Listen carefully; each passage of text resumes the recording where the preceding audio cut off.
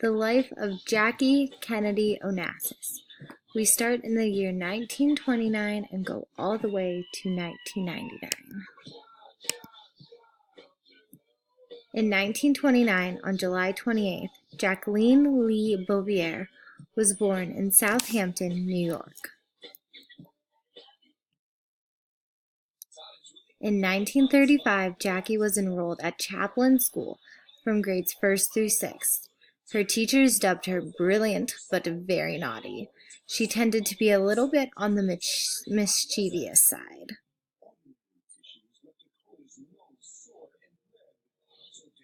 In 1940, Jackie's parents went through a divorce.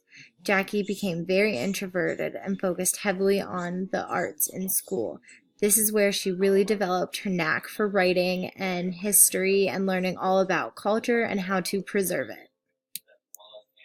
1942 to 1944, Jackie was enrolled at Holton Arms School in Northwest Washington, D.C.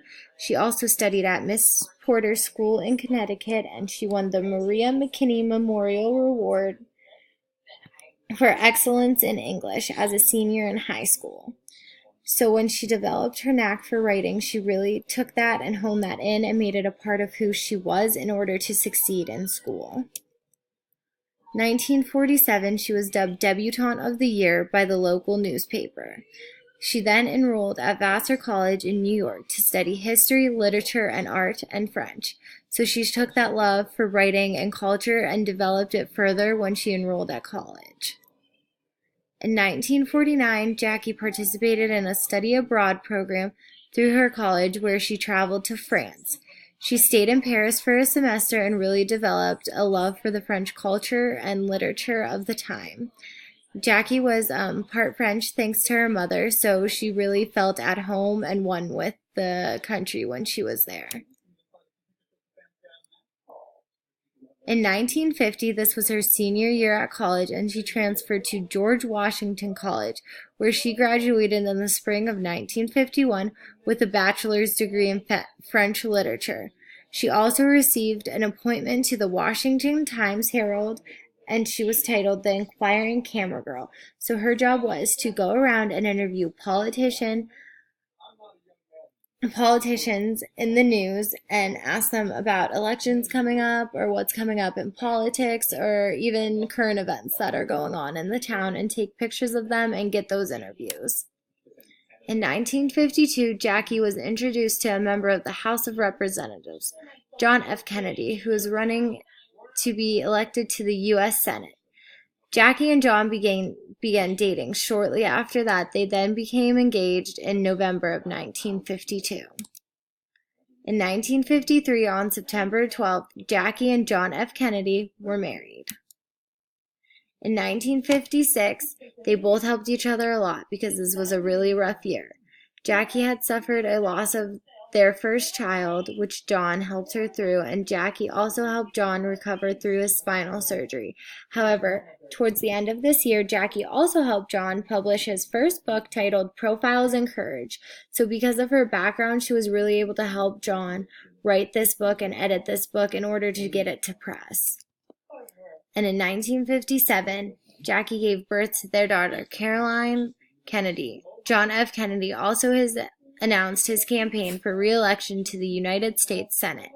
Jackie went campaigning and wrote articles in his favor detailing his plans for his political party. And in 1960, John F. Kennedy announced his candidacy for presidency. Jackie began writing again for him and by his side the entire nationwide campaign. Their son, John F. Kennedy Jr., was born later on in the same year. On January 20th, John F. Kennedy was sworn in as President of the United States. Jackie began to create an environment in the White House to promote art and culture as well as preserve the White House as a piece of history. Jackie also was the first lady to help the president appoint members to the White House. She was also the first lady to have a secretary in the White House. So Jackie took her job as first lady very seriously. She was by John's side, helping him through the presidency and beginning steps of becoming the president of the United States. She also wanted to make sure John F. Kennedy and the White House were remembered in history by preserving all the old furniture that other presidents had sold away or were given to the Smithsonian Museum. She did this as a restoration project to the White House. And in 1961, after her work in the restoration of the White House was complete, Jackie helped set up the White House Historical Foundation in order to help the public understand and appreciate the White House for what it symbolizes. So her love for culture and history really pushed her forward in doing so. And in 1962, the work of the White House restoration was finally complete. She invited Charles Collingwood of CBS News to the White House for a televised tour. She was one of the first ladies to ever do this on national television. Before this, no one had ever really seen inside the White House. Jackie won the Academy Award of Arts and Sciences trustee for her work in restoring the White House and giving a broadcasted tour. She received it at the Emmy Awards that year. In 1963, while traveling in Dallas, John F. Kennedy was shot by Lee Harvey Oswald while driving in a Lincoln Continental Towns car. Jackie went with blood-stained clothes to the Parkland Hospital in Dallas, where they were unable to save the president. She stayed in her clothes and traveled on Air Force One back to accompany Lyndon B. Johnson get sworn in as president. After that day, Jackie began to take an active part in planning her late husband's funeral. In 1964, President Johnson offered Jackie an ambassadorship to France, the UK, and Mexico, but Jackie kindly declined. She bought a 15th-floor apartment in New York for her and the children. She began to finish her late husband's work in establishing a repository for his administration's documents, and she was able to supervise the establishment of the John F. Kennedy Presidential Library at the Museum of Massachusetts. In 1966, Jackie attempted to block the publication of Death of a President by William Manchester because the book contained information regarding personal matters. She was unsuccessful at blocking the overall publication of the document, but was able to have the personal paragraphs and information removed from the book. The book still went to press. 1967. Jackie traveled to Cambodia with British diplomat David Ormsby Gore during the Vietnam War. This visit really helped establish developing new relations between the U.S. and Cambodia because Jackie had such a diverse knowledge and was so well spoken. She was able to communicate with anyone on any level and talk about culture, art, or history. And in 1968, Robert Kennedy entered the presidential race. This was Jackie's brother-in-law because it was John F. Kennedy's brother. And Jackie was right along his side, writing articles and detailing his political party ideas. And on June 5th, Robert Kennedy was shot and mortally wounded. Jackie feared for the safety of her and her children. She got out of the country and married her longtime friend Aristotle Onassis on October 20th. Her daughter and her son all moved to Greece to be with him and his business overseas. In 1975, Aristotle passed away and Jackie moved back to the United States with her children. She took a job as a consulting editor at Viking Press.